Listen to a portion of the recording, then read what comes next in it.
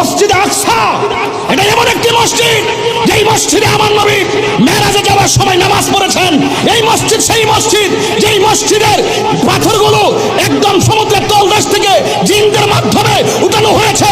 প্রত্যেকটা পাথরে সূরা ইয়াসিন লেখা ছিল।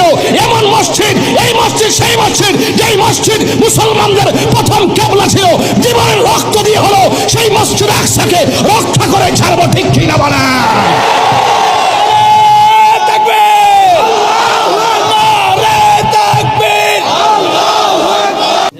এবার মিল্লামিশা চলেন, সবাই মিল্লামিশা লন, আমরা ফিলিস্তিন যাই। কতক্ষণ ঠিক না বেঠি? পরিষ্কার কথা। আসেন, বসেন, কথা বলেন। আসেন, আমরা কি ধারণ করি বুঝা যান। বয়েথের বাংলার জমিন স্যার তিন বেলা খাইয়া খেয়া খালি ফেসবুকে লিখলে চলতো না, ডাইরেক্ট চলে আমরা যাই। আমরা প্রস্তাব করে আমরা পাঠাই দেন, শুধুমাত্র বেশি আমরা ট্রেনিং লাগতো না, ডাইরেক্ট ভ্রমণ করে বললাম। কথা ঠিক আইন মুসলমানদের অবস্থা